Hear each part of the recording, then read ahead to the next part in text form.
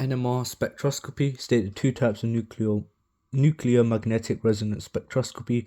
13C NMR, how carbon atoms in a molecule are arranged.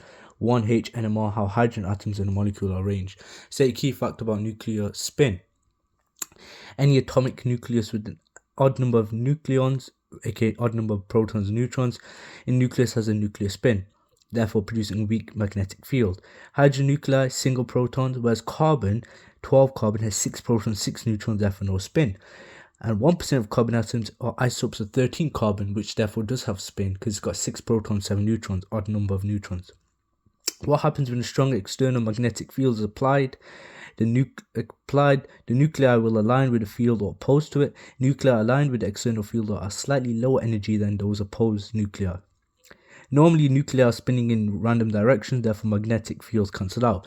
What does radio waves of the right frequency give nuclei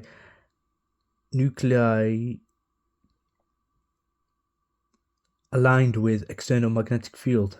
Enough energy to flip up to high energy level. Nuclei opposed to external field emit radio waves, flip down to low energy levels.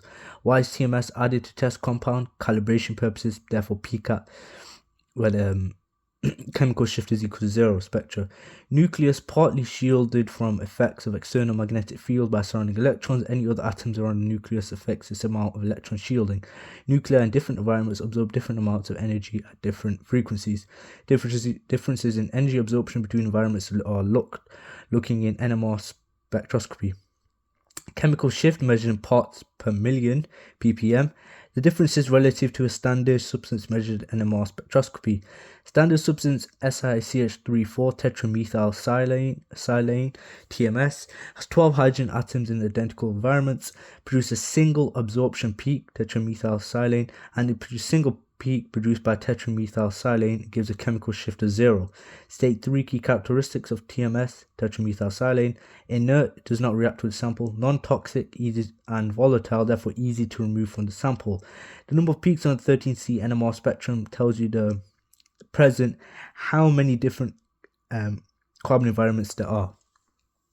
Now obviously there's a lot more in NMR spectroscopy. This is just the first part of the video to just start the playlist, and then there's a lot more. And the practicals in this, I think the chromatography practicals, that will just be in the practicals playlist, but all the key content I'll carry on with this playlist.